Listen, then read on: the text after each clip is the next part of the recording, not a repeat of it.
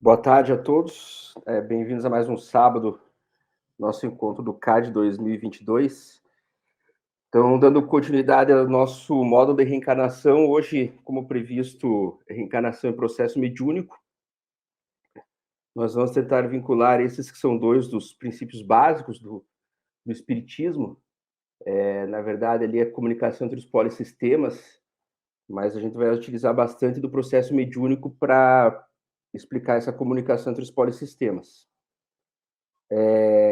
Para falar sobre a reencarnação e o processo mediúnico, qual a ligação, né? Qual o principal vínculo que se teria para a gente tentar entender a reencarnação a partir dessa ótica? Né? Vejam que a gente vem desde os primeiros encontros tentando desmistificar alguns temas vinculados à reencarnação e tentar colocar a reencarnação dando um prisma maior de entendimento. A gente entender com maior abrangência e também uma certa profundidade maior. Não ficar preso ao senso comum, aquela visão mecanicista. O encontro passado a gente trabalhou dentro da comparação com a educação, e principalmente com a educação terrena que nós temos, e o quanto ela aqui, essa educação pode, na nossa vida concreta, né, no processo existencial, no ser no mundo, ela pode, de fato, às vezes, interromper, barrar ou atrasar o nosso processo reencarnatório, a nossa missão reencarnatória, justamente por conta, às vezes, do processo cultural, né, processo de inteligência que a gente está imerso, né, dessas variáveis paradigmáticas. Então, se nós pensarmos que quando reencarnamos, né, nós temos um projeto, nós temos uma missão reencarnatória e que ela não é feita individualmente, e por que não?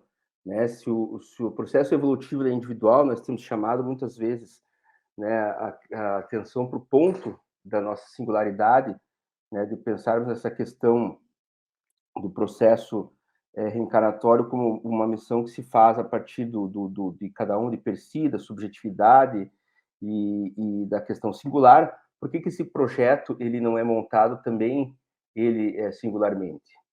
Aí nós veremos que também, como nós falamos, existem leis, né, maiores que os indivíduos, né, que os atravessam, né, portanto são transdisciplinares. São as leis de transauto-organização e transauto-eco-organização e transauto-eco-administração. Então, as duas, elas vinculam mais ou menos o código básico do universo ao código básico do indivíduo. Então, o indivíduo, ao elaborar o seu código, o seu programa reencarnatório, sua missão reencarnatória, ele também tem que estar de acordo com uma série, às vezes, de necessidades do ambiente que ele vai reencarnar. Então, ele tem a importância para o indivíduo reencarnante, mas também para o meio no qual ele vai reencarnar. E também uma questão pedagógica, né? Nós vamos ver que muitos dos espíritos, ainda num processo inicial de reencarnatório, num processo de aprendizado, não alcançaram certos conceitos, temas, e principalmente a autonomia necessária para poder elaborar o próprio projeto. Então, nós vimos que para isso é necessário, né, que concorram outros espíritos para auxiliar essa pessoa na montagem do projeto, né, porque ele vai despender de uma série de recursos materiais enquanto estiver aqui encarnado, né, o recurso, né, a primeira questão que ele vai despender é da vaga reencarnatória, né, então ele vai estar utilizando de um espaço ali que muito disputado, né, segundo os espíritos, é uma fila reencarnatória muito grande, então, para que ele possa adentrar esse espaço, para que ele possa ocupar esse lugar ali, ele tem que, no mínimo, estar com alguma coisa preparada e que tenha um certo aval, né, um certo controle dos demais espíritos superiores, aqueles espíritos próximos a ele, para que já de início ele não desperdice, né, uma oportunidade que ali é tão aguardada. Então, o primeiro recurso que ele já dispõe é a sua possibilidade do reencarne, né, a sua vaga na fila. Em seguida, ele vai aqui, né, ter diversos recursos materiais dos quais ele vai necessitar, desde toda a fonte de alimentação, desde todos as fontes de cuidados, as fontes de especialistas médicos, especialistas de várias áreas para atender ele nos primeiros momentos, vai precisar dos recursos paternos, econômicos. Então, para que ele não monte simplesmente um projeto ao acaso, às vezes muito ousado, ou além das necessidades dele, ou além das capacidades dele, né, que muito... É claro que todo o processo, a gente diz, toda a trajetória reencarnatória vai ser válida, né? Mas o que eles tentam fazer é otimizar essa passagem, otimizando de forma a elaborar, né, dentro esses recursos que o espírito tem, os seus aprendizados, as suas virtudes, para que ele possa melhor dedicar esses aprendizados aqui na Terra e possa melhor aprender. Então, embora todo aprendizado seja válido, ele vai ser melhor aproveitado com planejamento. Não que o planejamento ele seja estrito, né? A gente vai cumprir, pelo contrário, o Ramon Green se dizia, né, que projeto não se cumpre. E ele diz isso porque ele fala, o projeto é um preparo, né? Um projeto é um caminho, o projeto vai ser mais ou menos um desdobramento, um olhar, não é um trilho, né? Porque nós chegamos aqui na Terra, nós vivemos o paradigma da incerteza, né? Então, é inviável conseguir cumprir um projeto todo, do início ao fim, num ambiente que eu estou dependendo de diversas outras personalidades que têm livre-arbítrios, muitas variáveis. Então, esse projeto, se eu quiser montar ele para cumprir ali a retidão, se eu quiser cumprir ele rigorosamente da maneira como eu planejei, vai ser inviável. Então, os nossos projetos, eles costumam ter uma abertura, né? São projetos mais abertos, eles não são tão específicos, né? É claro que, dependendo da missão reencarnatória, eu vou falar mais adiante, aí sim ele se torna mais específico, mas, no geral, nós viemos para trabalhar questões como a nossa paciência, o conhecer o mundo, a esperança, a fé. Nós viemos para adentrar ambientes para a valorização da vida. E, como eu disse, se nós precisamos dos demais, é porque também há uma coletividade de pessoas reencarnando e nós temos que entrar no eixo, né, no sentido em que a Terra está, de mentalidade em que ela está funcionando, né, nas redes de mentalidade pelas quais ela está operando, para que eu me encaixe também. Meu projeto tem que ser encaixado dentro desse conjunto complexo, né, de pessoas reencarnantes, de espíritos reencarnantes e daqueles que já estão encarnados. Porque, como eu já insisti, né, na aula passada e em encontros passados, nós vamos adentrar num local que já está estruturado, né, com uma estrutura toda de mundo, né, já é uma estrutura de um edifício lógico-axiológico constituído, claro que em permanente mudança, mas ele, quando eu chego, ele está constituído. Então, para que eu possa fazer vínculo a esse edifício lógico-axiológico, para que eu não chegue e choque tanto, eu tenho que ter o planejamento do local que eu vou reencarnar, as condições de reencarne, os ambientes possíveis que eu posso reencarnar. Então, há um planejamento por trás disso, porque além de existir um planejamento para os indivíduos, né, existe um planejamento para o próprio polissistema da Terra, material da Terra. Há espíritos que fazem, digamos assim, uma organização da Terra. Imagine o quão complexo que é a rede deles de TI, por exemplo, né, me referindo à tecnologia de informação, quando eles têm que olhar as diversas oportunidades de vagas que estão se abrindo, as pessoas que eles vão ter ali, como se fossem os relatórios, as missões, as possibilidades, as frequências, quem que vai se encaixar em cada local. Né? Estão morrendo pessoas permanentemente e reencarnando pessoas permanentemente nesse nosso polissistema. Então, esse fluxo, né, exige muita informação, né, para a gente saber, para que funcione tanto para o indivíduo como para o planeta.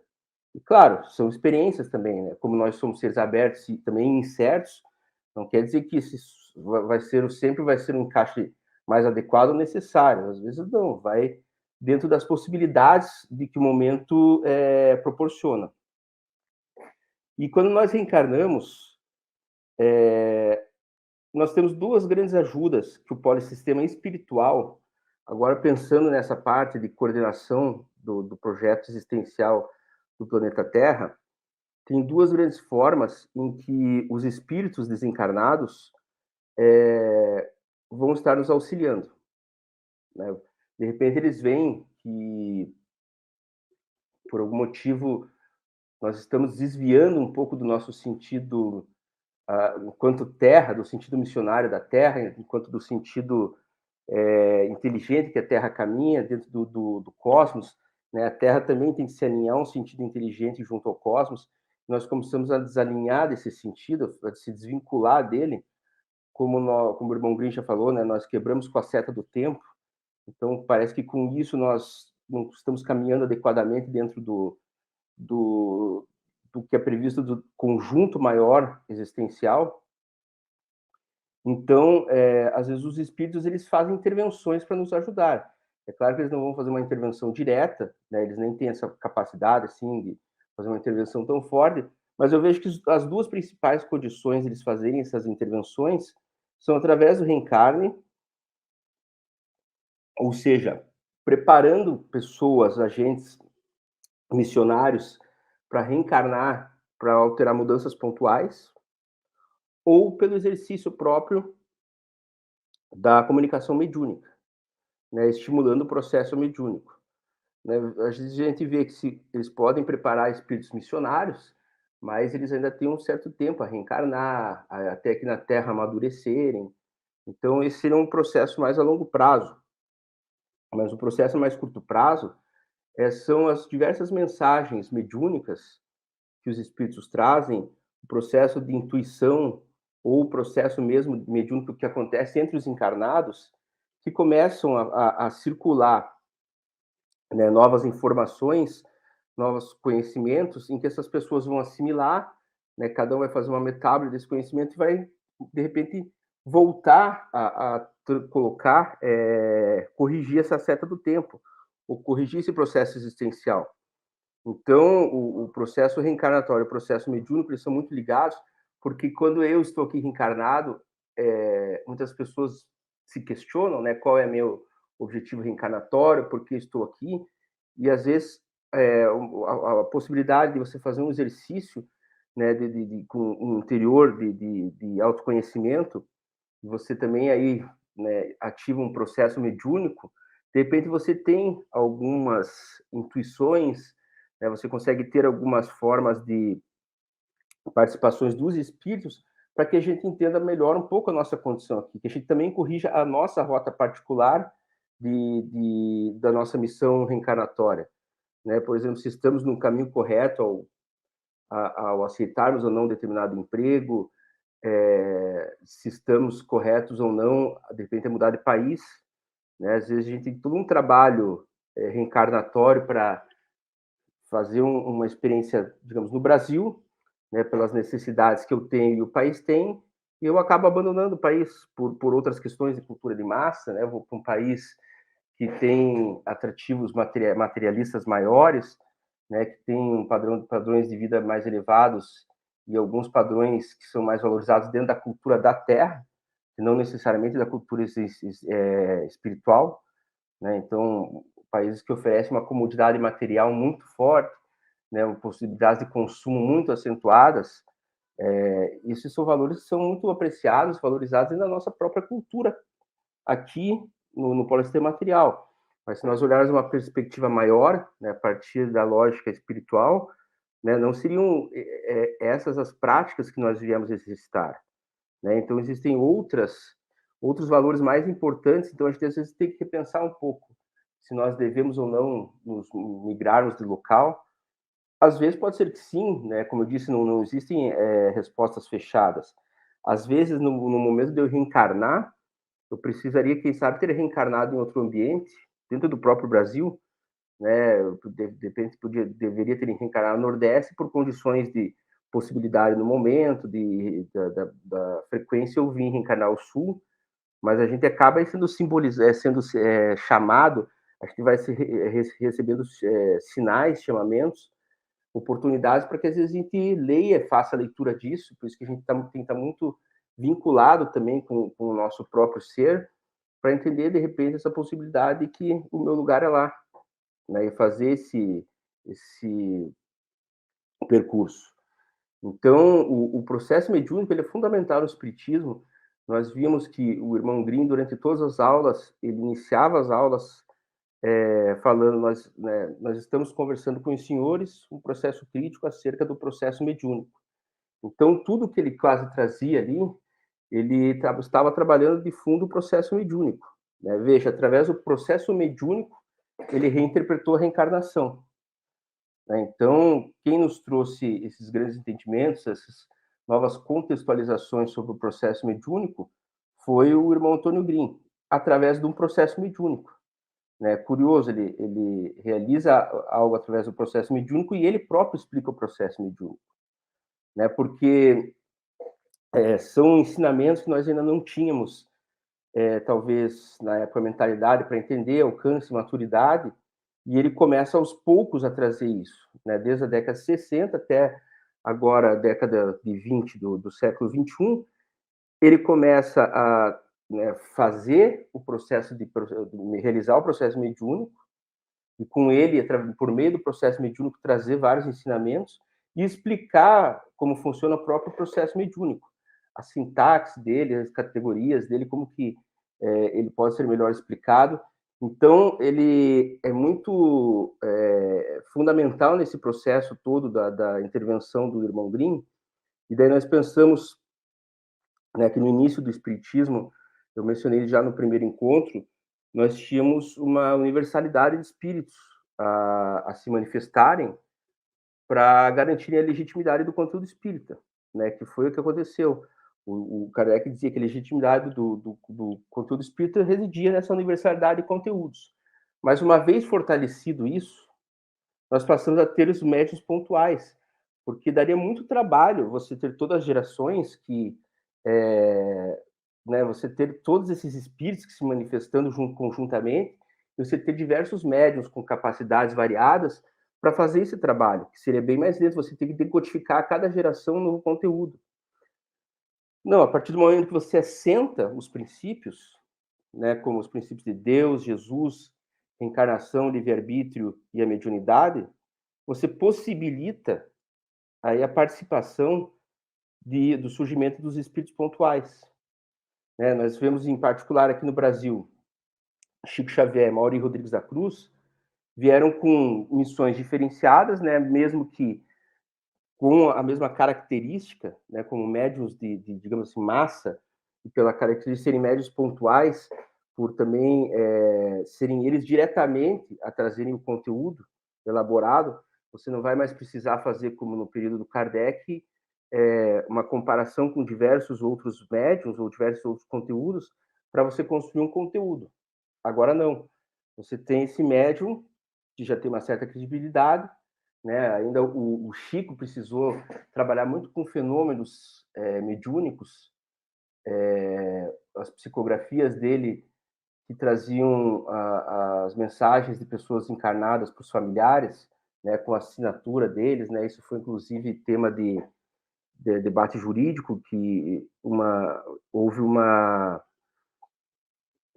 sentença de inocência num caso de um rapaz que tinha um adolescente que tinha sem querer atirado com arma no amigo, e esse amigo ele faz uma comunicação por meio do Chico Xavier explicando a situação, que foi um acidente, e eximindo o amigo da responsabilidade do desencarne dele. Isso foi inclusive utilizado, né, por investigação forense para que fosse depois dado injúria à liberação do rapaz, né, sentença de inocência do rapaz. Então, vejam, o Chico Xavier ele vem com esse trabalho de chamar também a atenção para a veracidade do fenômeno, né? Quando ele traz essas comprovações, ele traz a letra das pessoas que desencarnaram, então você começa a ter a credibilidade no médium, e já com o professor Mauri, digamos, essa seria outra geração, se a gente tem uma primeira geração com os espíritos que vêm, né, de vários locais para se manifestarem e contribuírem para essa obra coletiva da decodificação espírita que o Kardec promove. Nós temos uma segunda geração em Kardec, em Chico Xavier, né, que então faz uma obra de apelo popular para chamar a atenção do espiritismo, né? Ele começa a fazer os romances psicografados, então também tem um chamamento muito forte para explicar de uma maneira mais romantizada, mas também atraente para as pessoas o que é a reencarnação, né, como funcionaria a mediunidade, o que é ação e reação espírita, né, o que significa o nosso livre-arbítrio. Então ele constrói aí através de mais de 400 obras, né, nem todas são os chamados livros de efeitos, né, que são os romances espíritas, alguns de causa, mas a grande parte dos livros de efeito. Então ele tem romances que explicam até os períodos, alguns períodos anteriores lá da humanidade, anteriores à chegada de Cristo, qual foi o contexto daquele período até a passagem de Cristo pela Terra. Então, como se isso se dá pelo olhar dos espíritos. E aí, com o professor Maurício Rodrigues da Cruz, você já começa a ter, principalmente, esse objetivo grande que é a reconceituação do espiritismo. Não é refundar, né? Ele sempre foi muito enfático com relação a isso, até que a gente não confundisse. Não se quer aqui promover o novo espiritismo, ele nunca falou em neo-espiritismo, nada. O espiritismo, aquele mesmo, né, que foi coordenado, que foi codificado por Kardec, né, dentro das bases que ele estabeleceu, dos fundamentos que ele estabeleceu, mas o próprio Kardec falou que ele sempre teria que ser revisto mediante ciência, filosofia e religião, e esse é um pouco o objetivo dos espíritos com o trabalho do médium Maurício Rodrigues da Cruz, é fazer essa refundação, essa reconceituação, né? Não essa refundação, essa reconceituação, que vai trabalhar a partir desses fundamentos, mas dentro do que a ciência traz de novo. Ciência da complexidade, você tem a transdisciplinaridade, você tem novas filosofias, né? Você começa a trabalhar muito a questão hermenêutica, né? no aspecto filosófico, né? Você tem que tentar para as novas formas de expressões de religiosidade. Então, o irmão Grimm começa a concentrar muito isso na própria questão do processo mediúnico.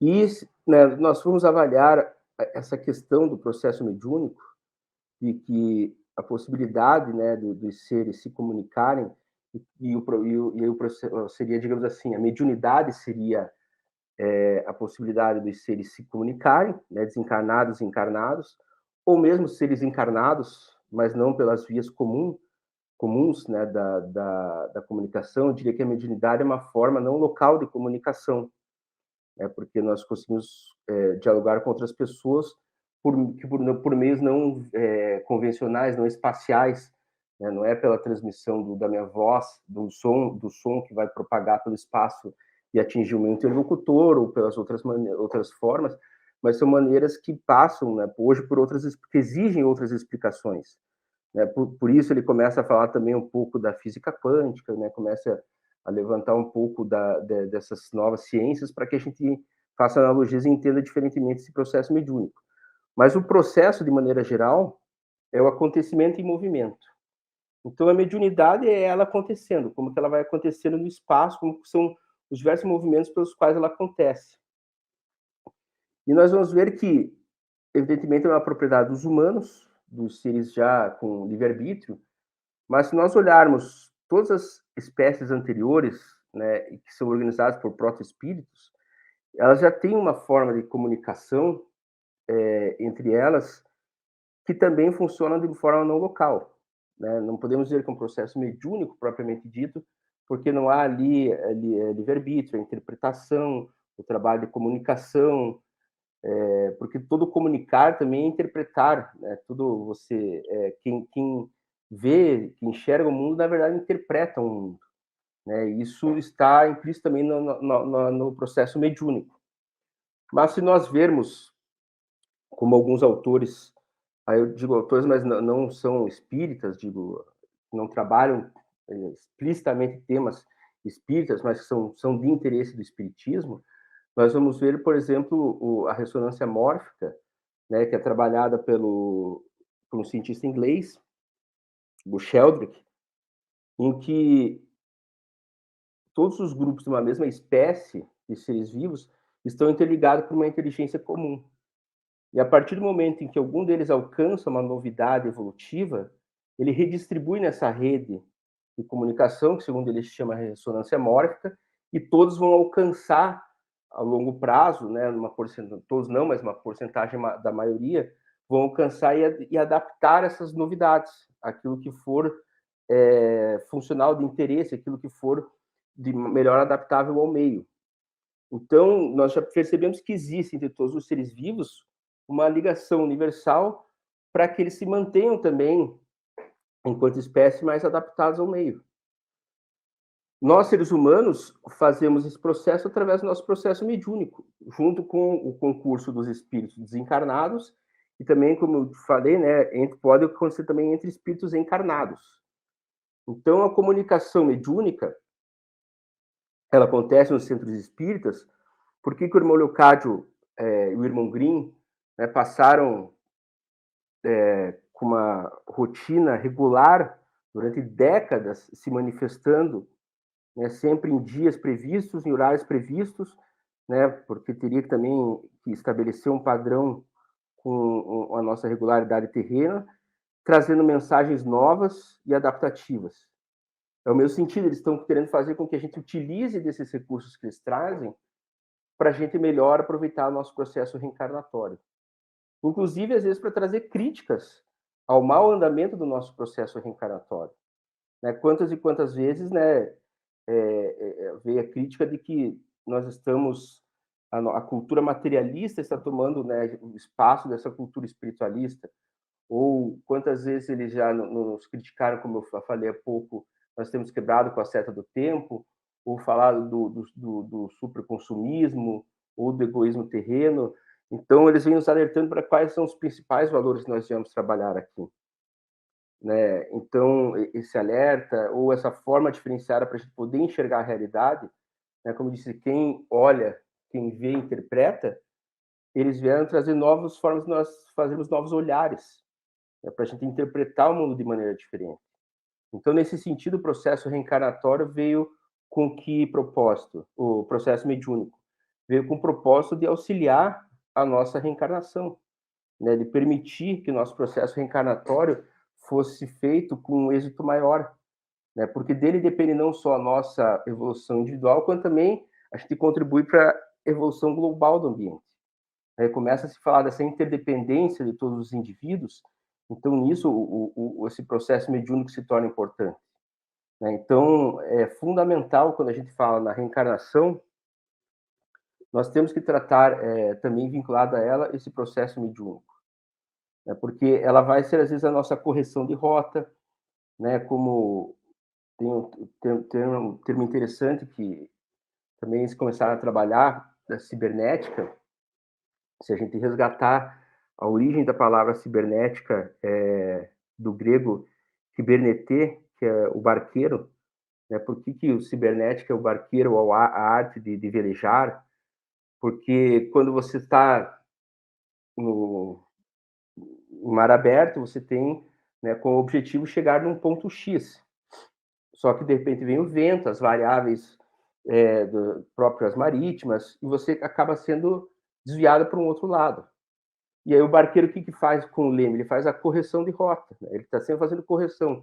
Ele tem um input de informações e aí ele faz ele faz uma resposta, ele tem um output que significaria, na verdade, o retorno que ele está dando para aquelas informações que o meio está trazendo. Então ele corrige a rota dele. Então, às vezes, a nossa correção de rota também se faz em torno das possibilidades do processo mediúnico.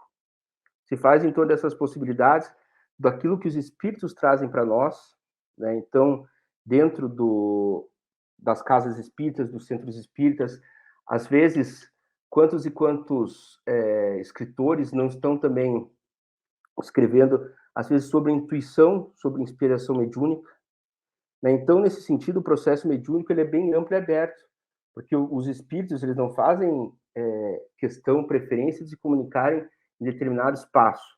É claro que para você tornar isso regular, né, de uma forma processual, como foi feito ao longo das décadas na SBE, você tem que ter, né, esses horários, esses espaços preservados. Às vezes não acontecem só por aí, porque a mensagem espírita ela se dissemina. Né? Quando colocada a primeira vez ali, ela já entra na rede de mentalidade, e aí outras pessoas vão ser sensibilizadas. Então você vai encontrar, como o irmão Green sempre falava nos editoriais de jornais, né, algumas coisas que ele falava, às vezes iam estar espraiadas, iam estar disseminadas ali em editoriais de jornais, em livros, em obras de literatura, né, em filmes. Então, nós temos que estar aberto para todo o novo do que está acontecendo. O novo que eu digo são as construções novas que os humanos têm feito, para que a gente entenda também, a partir dali, esse processo de comunicação conosco. Né? Às vezes, o que a gente vai encontrar numa obra de literatura pode ser o ponto que, como eu disse, faça a correção da minha rota reencarnatória. Né? Porque também foi resultado, né? Ela foi consequência de um processo mediúnico. Então, se torna também muito importante a gente estar atento a essas produções novas. O professor Mauri costumava falar sempre a gente se concentrar um pouco nos best-sellers, né? Por que eles se tornaram os mais vendidos, assim, nesse sentido, o que ele atraiu, qual foi o tema comum que atraiu tantas pessoas, porque ali, às vezes, talvez exista um conteúdo mediúnico, né? Alguma coisa que sirva, né, para a coletividade no sentido de repensar a nossa própria existência, que fazer um novo olhar para o nosso olhar. né, que é esse objetivo também da reflexão que eles trazem. Então, de maneira geral, seria essa a ligação, a importância da reencarnação com o processo mediúnico. Aí, então, a gente trabalhado isso, eu gostaria de falar um pouco mais dessa questão do planejamento nosso mediúnico, quais seriam, digamos assim, as nossas prioridades ao reencarnar, né? Para que a gente novamente desmistifique um pouco questões de que nós viemos estritamente para desempenhar uma certa função. E vou explicar por que isso é difícil de acontecer. Por que é difícil que um projeto muito fechado, muito restrito, ele se realize? Teve alguns anos atrás, isso eu ouvi, né, essa história quando participante do antigo CCM, que é o atual CAD, né, então isso já tem uns 20 anos, mais ou menos. Eu lembro que o Joel contou uma história que o irmão Green tinha dito que eles precisavam, tinha uma região do Nordeste muito carente de médicos, né? Em geral, porque, como eu havia mencionado, nós às vezes nos deixamos levar pela cultura da terra e não pelos valores espíritas. Então, as pessoas, em geral, ao invés de se formarem médicas dentro do objetivo nobre próprio da medicina, né, das suas características próprias de tratar o outro, de cuidar do outro, de prevenir doenças junto ao outro, de fazer pesquisa médica para curar doenças, buscar soluções, as pessoas utilizam mais, né, pelo sentido de retorno financeiro, o status que traz a profissão e uma série de outras questões.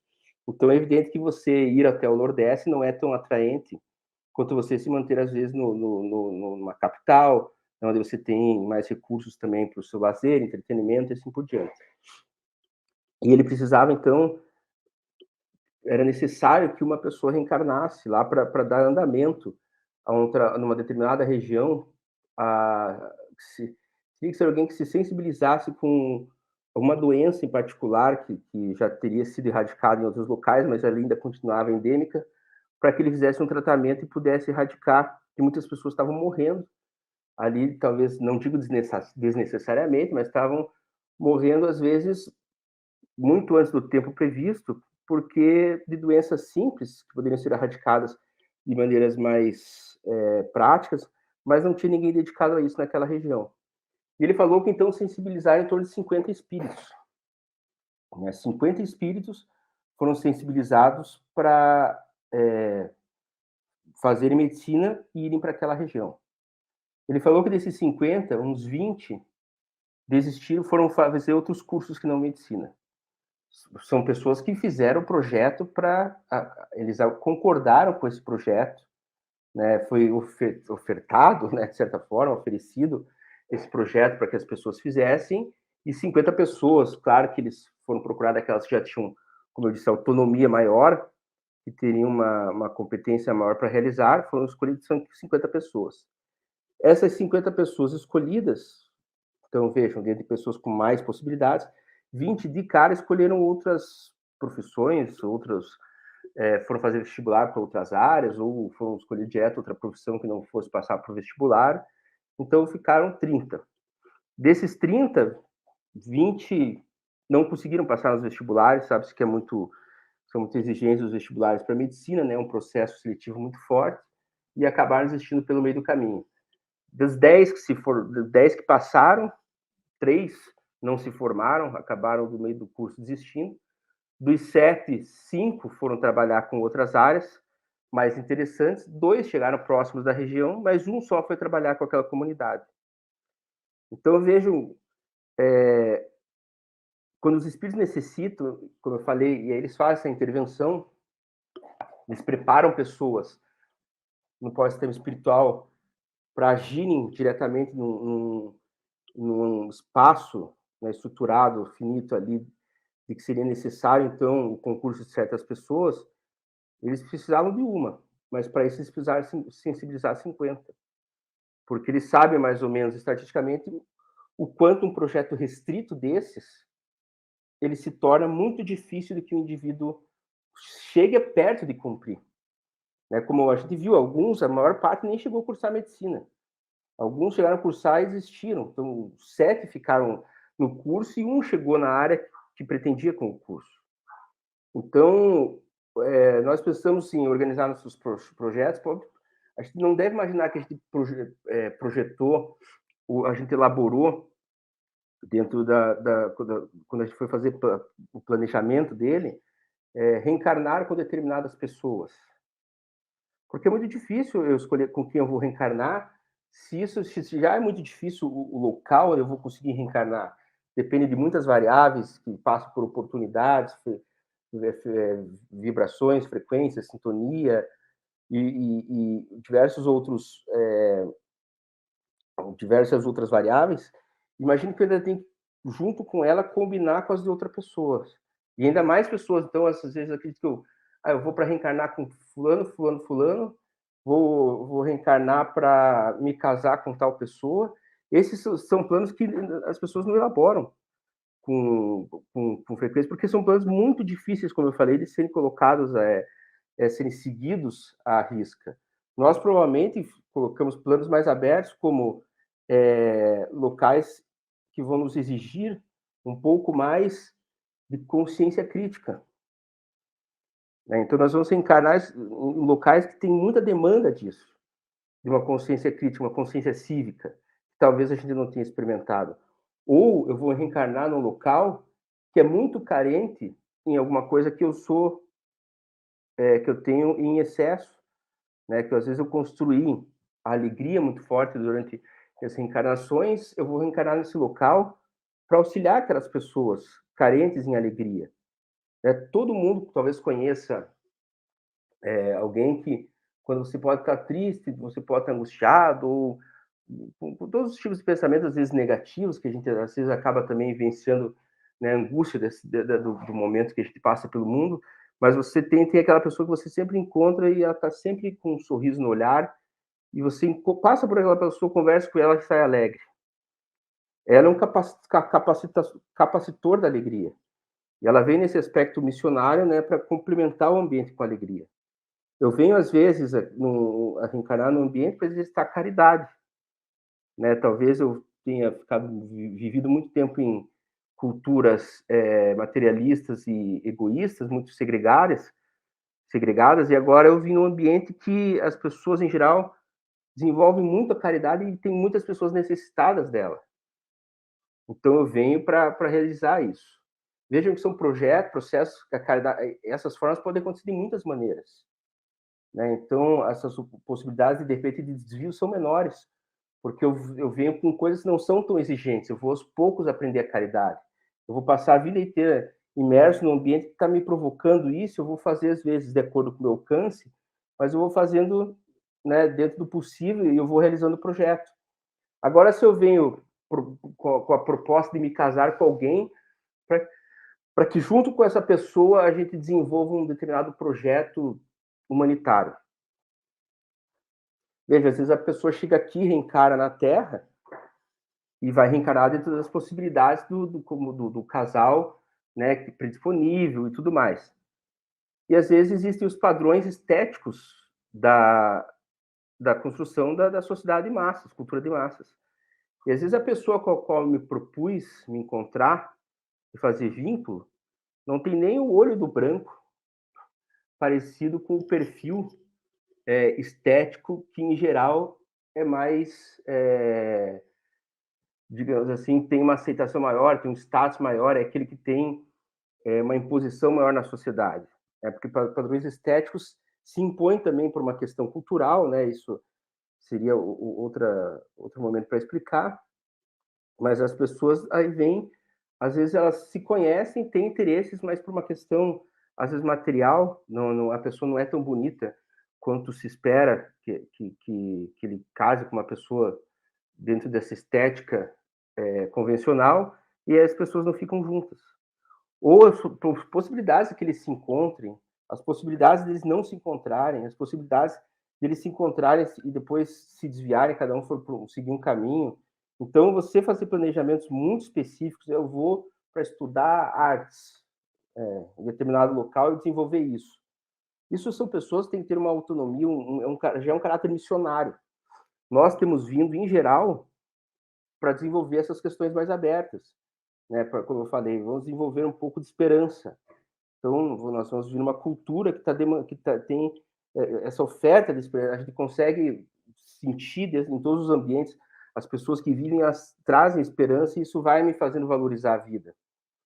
Assim como pessoas que às vezes precisam nascer em ambientes simplesmente para valorizar a vida, valorizar a ajuda do outro, valorizar a cooperação das pessoas para o nosso propósito reencarnatório. Então, a reencarnação passa por essa questão desse projeto que nós montamos e que também depois vai depender desse processo mediúnico. Porque, veja, nós vamos estar aqui e nós vamos nos vincular. Nós sabemos que nós temos uma família espiritual que nós temos por vínculo, né? Talvez pessoas nem que a gente tenha reencarnado, mas são pessoas que costumam estar na nossa frequência, na nossa sintonia, e que reencarnamos em grupos, às vezes de 200, espalhados pelo globo, que estamos na mesma sintonia. Porque exercitamos mais ou menos uma trajetória reencarnatória, cada um, né, com uma trajetória singular, mas que promoveu a ascensão dessa frequência de cada um. Essas pessoas estão vibrando energeticamente numa frequência maior, e nisso nós estamos, então, interligados. Então, é comum, para que às vezes eu consiga me manter firme no meu processo reencarnatório, naquilo que eu me comprometi a fazer, muitas vezes a gente está se auxiliando nessa rede oculta dessa família espiritual, pelo processo mediúnico. Por quê? Porque não é uma comunicação material.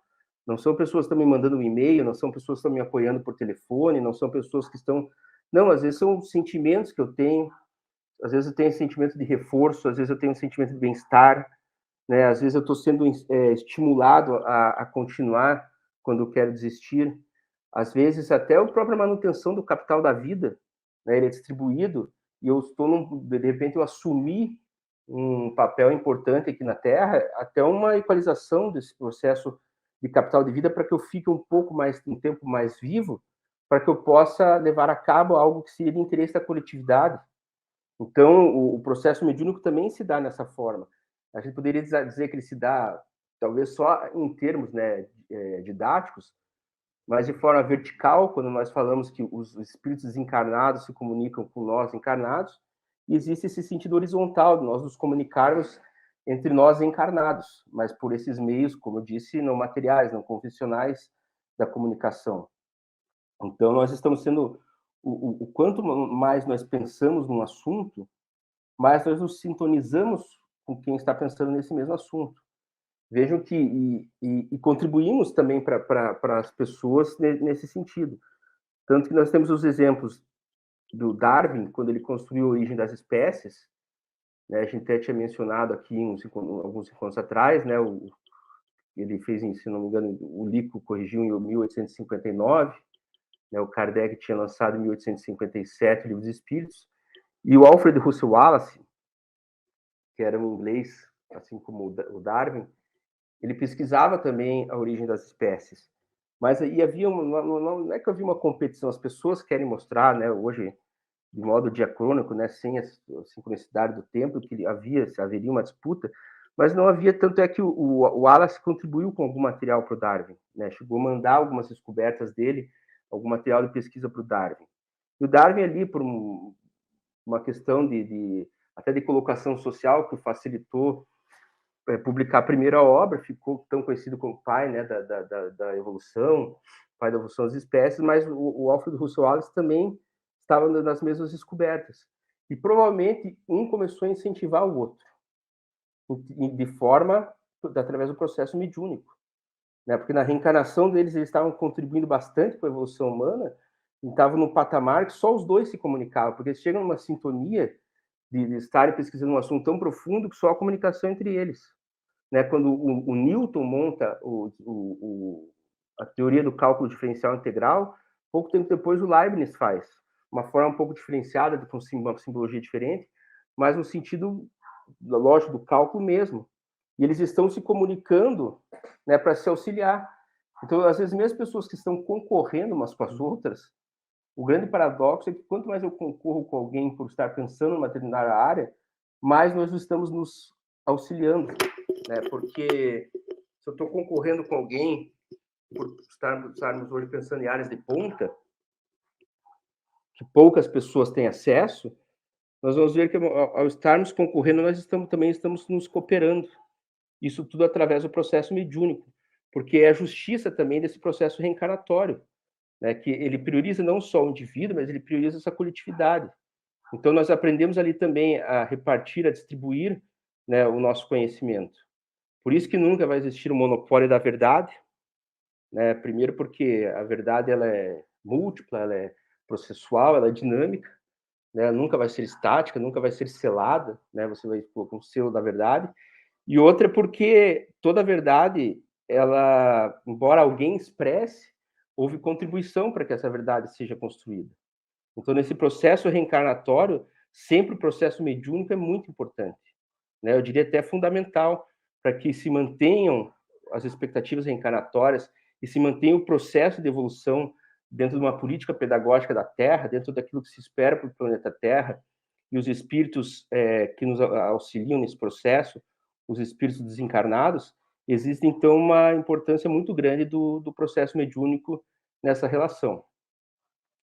Então, acho que de mais importante seria a gente conversar sobre isso hoje, né? Levantar esse papel fundamental do processo mediúnico e a gente repensar que a mediunidade ela vai muito além, né, daqueles questionamentos também do senso comum que as pessoas têm de buscar somente informações dos parentes desencarnados, né? Ela tem essa função de compor a existência, ela tem a função de compor o nosso processo reencarnatório. Então, a gente também pensar numa dimensão maior e como ela acontece também num ambiente de complexidade, né? Ela tenta sempre fazer esse vínculo, né, do nosso código básico individual com o código básico do universo. A gente tem que fazer essa adaptação, essa convergência e tanto a reencarnação pelas oportunidades que oportunizam, quanto o processo mediúnico pelo ensinamento que trazem, eles vão acabar nos auxiliando nessa combinação desses códigos. Então, creio que hoje era isso, e acho que a gente pode abrir para discussões, acho que teriam bastante assuntos para a gente discutir nesse sentido.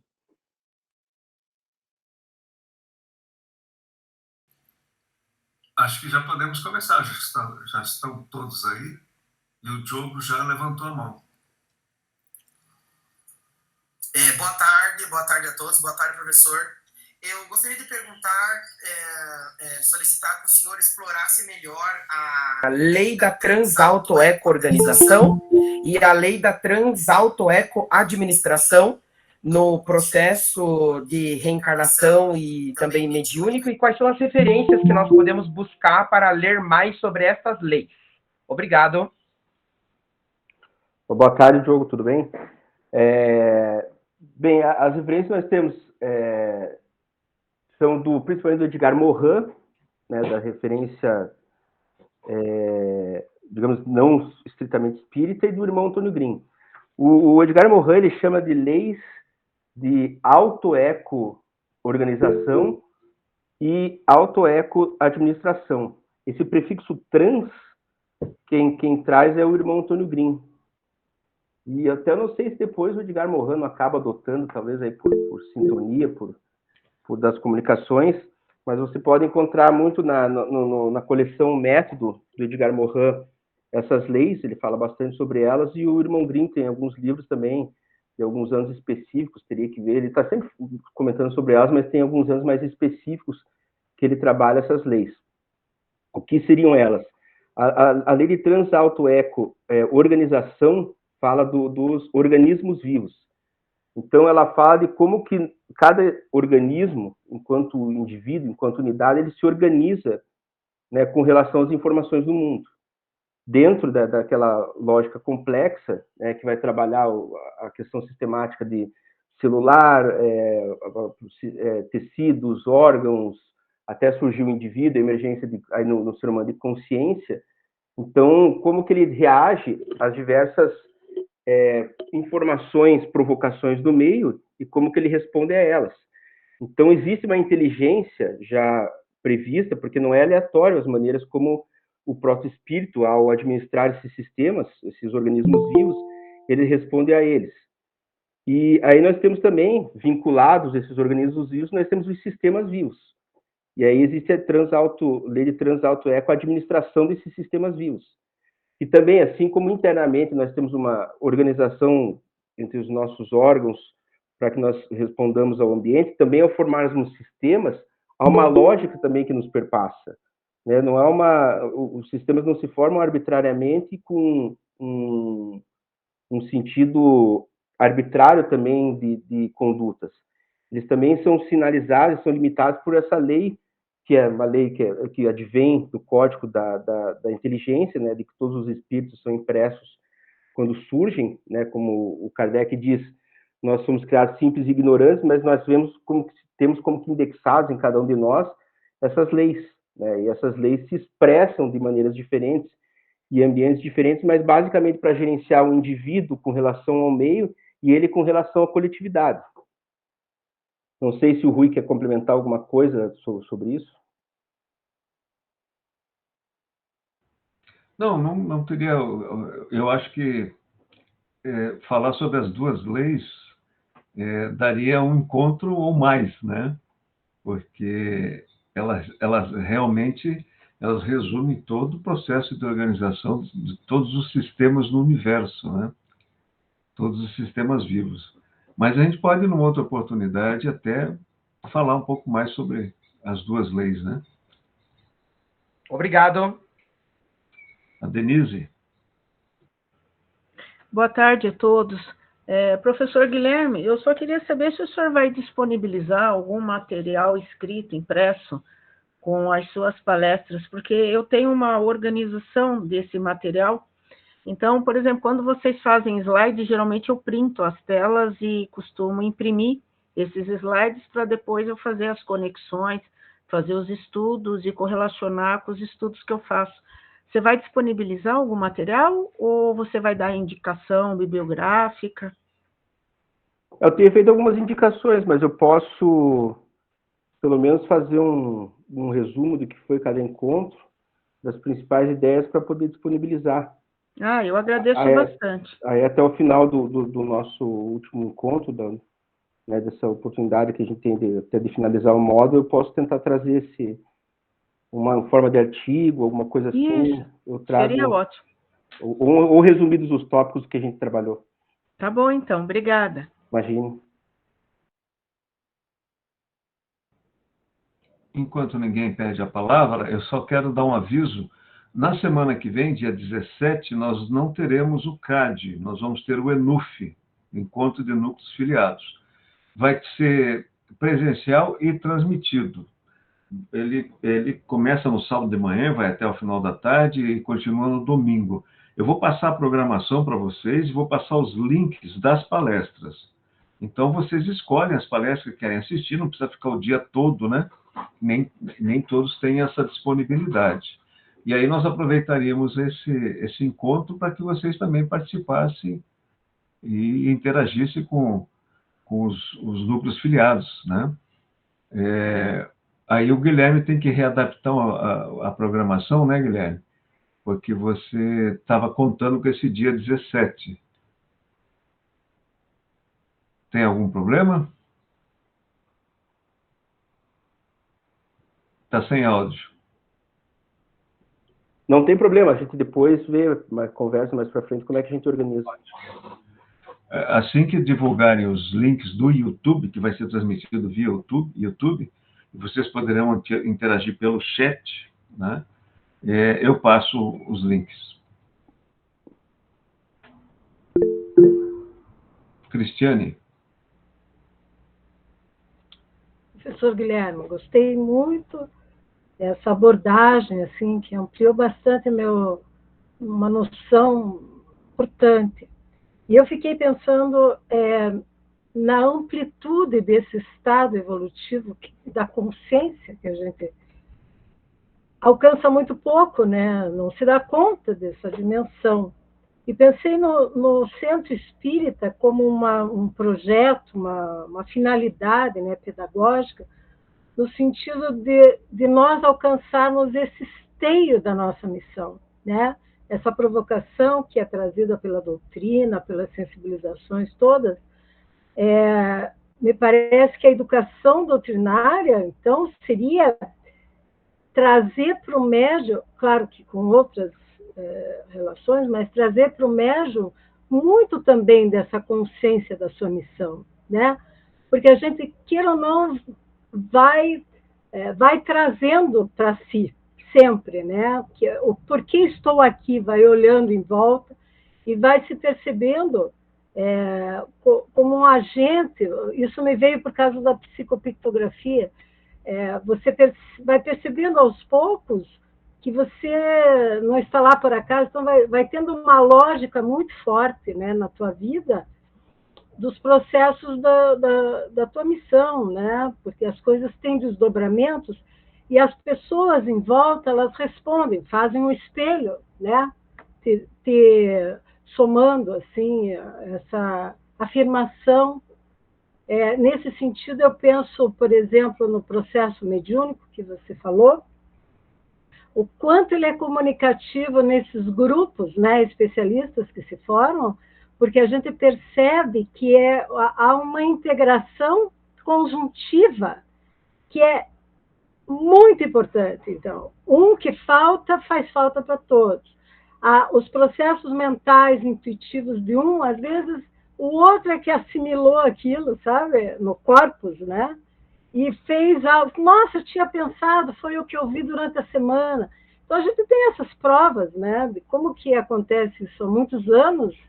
Quem participa percebe que realmente se passa assim, sempre integrativo, né? Então, não é, por exemplo, a gente vê uma psicopictografia de um médium e diz, esse médium alcançou. Não, é o grupo que alcançou. O médium soube expressar e tem domínio da linguagem, mas sempre é o grupo. Eu vejo assim. É isso, professor. Eu não lembro se foi o irmão Leocádio ou o irmão Antônio Green. Eu ouvi a primeira vez pelo irmão Leocádio, mas ele tinha uma frase muito interessante que ele dizia que o médium é o locutor consciente do inconsciente da humanidade. Né? Então, como você falou, às vezes a pessoa que fez a tela, a obra mediúnica, ali na psicopictografia, por exemplo, ela é a pessoa locutora consciente, mas ela está trazendo também o inconsciente da humanidade, né? Das pessoas que contribuíram para ela chegar até aquela obra. Né? Então, por isso que os espíritos, quando eles se comunicam, eles têm, o irmão Lucas fala que isso é uma habilidade que eles aprendem mesmo. Né? Não é que o espírito, quando desencarna, ele se torna mais inteligente, né? Porque a gente tem comunicação com espíritos desencarnados inteligentes, mas devem ter vários outros espíritos de vários níveis, né? E esses que se comunicavam conosco, eram espíritos mais preparados, né? Assim, evoluídos, e eles tinham esse domínio da linguagem, da comunicação, né? Que eles falavam de conseguir conversar com todos ao mesmo tempo, individualmente com cada um. E por que eles falam coisas que todo mundo, às vezes, diz, é isso mesmo, né? Como se fosse, poxa, isso que eu precisava ouvir, porque, na verdade, ele está recuperando o próprio inconsciente do grupo que está vinculado ali, né? Então, ele é o locutor consciente do inconsciente da humanidade. E você está mencionando, né, que o processo todo desses grupos especialistas é sempre integrativo. Eu lembro que, só muitos anos atrás, eu tinha um colega que a irmã dele trabalhava, se não me engano, com biotecnologia, biociência, e era uma área que estava muito forte na época, dentro de uma linha de pesquisa, e que ele falou que era impressionante, que a irmã dele disse que era impressionante. E ela estava em pesquisa, surgiu uma ideia, alguma coisa, ela disse que tinha que publicar imediatamente, senão alguém publicava. Então, veja, acho que está todo mundo concentrado no mesmo assunto, alguém pensou, disparou na rede, isso já sai para que alguém coloque, né? Isso impede o que também, que a gente nunca vai imaginar que é construir nada sozinho. Acaba também com esse solipsismo, às vezes, que a gente tem, egoísta, né? Solipsismo, aquela ideia do mundo que é reflexo do meu eu. Então, essa questão do processo mediúnico ajuda a iluminar bastante isso também, né? Do que a gente não se mantenha tão fechado em nós mesmos, que mesmo quando a gente está, de fato, recolhido, pensando sobre qualquer coisa, e não só a gente pensar em questões de ciência, mas mesmo quando a gente está fazendo um trabalho em prol da humanidade recolhido, tem diversas outras pessoas contribuindo para isso, né, em termos de mentalidade, em termos do processo mediúnico. Só uma coisinha, me ocorreu que a SBE é um espaço, né, que a gente vai criando pela amizade, pelo afetivo, também pela frequência, tudo, suporte um para o outro, né? Isso é muito forte, né? Sim. A gente tem esse sentimento forte, né? O conceito também, o irmão Grimm falava, né, que o centro espírita é um terminal de polimerase, né, que o polímero é uma figura de cadeia, né, ou seja, o centro espírita tem que ser um terminal de uma cadeia toda de conhecimentos, né, um conhecimento que passa por várias etapas e várias cadeias de conhecimentos, tem que chegar no centro espírita, né, tem que fluir no centro espírita. Isso flui pela mentalidade que se constrói, pelo processo mediúnico, né, e pelo suporte que se dá. Né, a gente falou aula passada escola, né, o irmão Antônio Grimm sempre falou do centro espírita como universidade do povo. Aí a gente também tem que reconceituar também o que é a universidade hoje, né? A gente tem que poder entender o que é essa universidade do povo que ele pretende. Pode, Márcia? A Márcia. É isso mesmo. Esse inconsciente que ele falou é um inconsciente freudiano, que em uma das aulas do irmão Antônio Grimm, ele falou que o Freud ainda falaria por 25 anos. E essa coisa da frequência, né, quando está falando da pictografia, né, está falando? Que a Cristiane falou. A psicopictografia. Psicopictografia, existe uma frequência, o grupo está ali. Mas eu acho que a gente também não pode tirar o mérito da capacidade de cada um, né?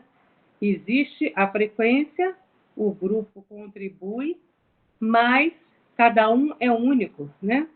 E eu acho muito importante também essa colocação. Quando você falou sobre o projeto que fazem, que isso, de 50 só um chega lá, isso acontece aqui também. Antes de eu entrar para a SBE, eu me reuni com 9 amigas e nós resolvemos fazer um trabalho voluntário. Aí fomos nesse lugar, conversamos e decidimos o que cada uma, dentro da sua profissão, faria. Ficou tudo certo, resolvido. Bom, na primeira semana ninguém foi. Na segunda também não. Só eu participei. Ninguém mais foi. Eu fiquei chocada, porque minhas amigas, né? Eu falei, cada uma tinha uma desculpa, né? Aí você falando isso, eu lembrei desse fato que aconteceu há uns 18 anos atrás, e que as pessoas dão várias desculpas e não ficam. Acham bonito, vamos fazer e tudo, mas elas não ficam. Foi a mesma coisa. Esse projeto lá em cima, eu acho que é o mesmo daqui. Por isso que as pessoas, acredito, têm que ser muito, digo, tuteladas, no sentido de auxiliadas no projeto, né? Porque pelo perfil, às vezes, reencarnatório, e o espírito, quem olha de fora, a gente pode perceber que a pessoa talvez não tenha ainda condições de ter disciplina, autonomia, ou que ela vai levar aquilo até o final, né? Então, imagine os espíritos dependendo, para isso eles têm que sensibilizar 50 pessoas, né? Imagine no local, se eles tivessem que sensibilizar 10 pessoas, eles iam ter que montar uma equipe de 1000 pessoas aí para conseguir chegar a essas 10. É verdade. Mas foi muito boa a sua explicação e realmente nas aulas do irmão Antônio Grimm, ele deixou bem claro que tudo é importante, né? Porque às vezes tem um grupo, né, espírita que nega algumas colocações, né, freudianas. Eu falo, gente, pelo amor de Deus, isso faz parte, né? Então, eu acho que essa massa crítica, né, ciência, filosofia e religião, que está aqui agora, é o que o irmão Antônio Grimm falava, que ainda 25 anos estaremos com Freud, né? Então, esse inconsciente é isso, né? É o que o sujeito é, né? Você só pode ser aquilo que você é, nada mais, né? E cada um só consegue crescer, evoluir com o seu esforço, com o seu exercício diário, né? Câmbio, obrigado pela aula, professor. Imagine, obrigado. Alguém mais tem perguntas? Ou quer fazer alguma colocação?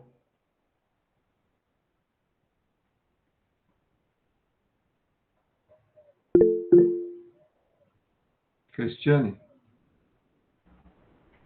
Não, me ocorreu de lembrar que esses tempos a gente estava procurando uma temática para trabalhar com o grupo naquele emergente da pandemia que estava, né? E acabou que a gente foi trabalhando a temática do sentido da existência. Interessante que veio intuitivamente esse tema, né? Porque ela é um eixo importante, né, e forte para segurar todas as outras questões da nossa existência, né, da nossa vida. E essa consciência, me parece que eu, quando estudei um pouco o tema para buscar algumas referências, me sensibilizei demais. E me ocorreu de pensar assim, como é importante trabalhar esse tema, né, de a gente retomar mesmo, né, quais são as nossas direções, aonde estamos, e fazer a reflexão, né, pessoal, meditação, enfim, permanente, né?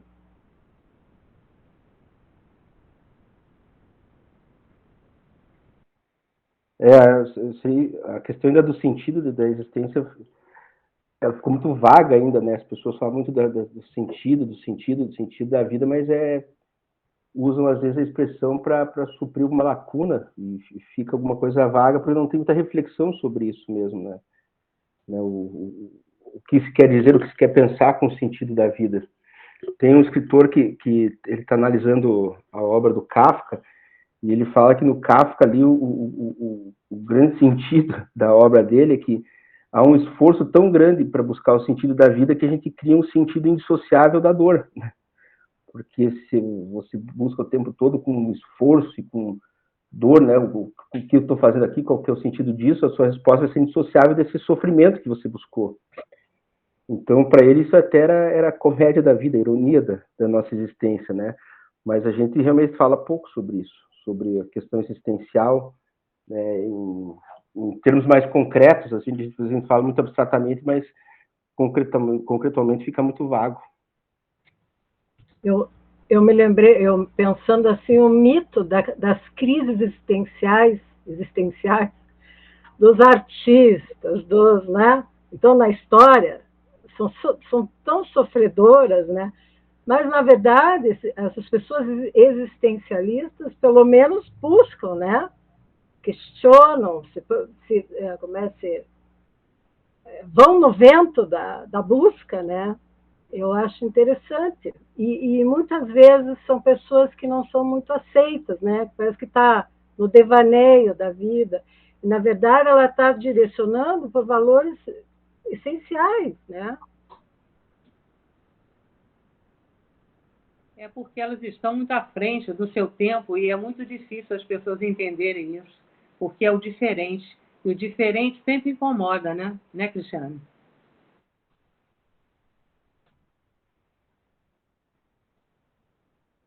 São os irregulares que fazem a diferença.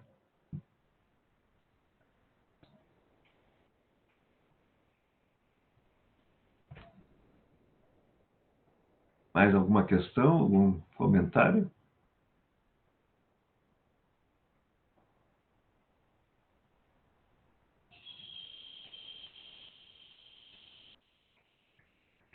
Guilherme, se quiser fazer as considerações finais, fique à vontade. Então, sábado que vem a gente reorganiza, né, Rui? O pessoal vai participar do ENUF, e aí então a gente vai reorganizar que dia a gente vai voltar a estar juntos aí, vamos ver com também o tema da sequência, e eu vou tentar me disciplinar para tentar deixar até o final pelo menos um sumário, alguns principais pontos do que a gente trabalhou. Então, eu agradeço novamente o pessoal que está sempre online, né? o Nico estava me mostrando, contente que o material tem sido aproveitado, né? Depois que vai para o YouTube tem tido bastante adesão, mas é bastante importante quem está presente aqui no dia, né? Para a gente poder dialogar.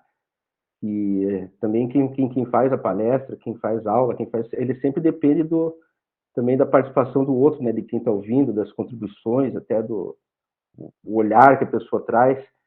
Enquanto eu estou fazendo a palestra, eu não consigo ver ninguém, né? Até a gente se adaptar a isso é complicado, mas é interessante depois a gente ter esse momento de troca aqui com vocês que estão presentes. Então, eu agradeço, né, que vocês tenham estado aí, a disponibilidade de vocês, e aí na sequência o Rui traz envia a programação atualizada dos próximos encontros. Um bom sábado, o resto do sábado a todos. Obrigada. Obrigada, professor. Obrigado a vocês. Obrigada. Abraço. No final de semana. Bom domingo a todos. Você também.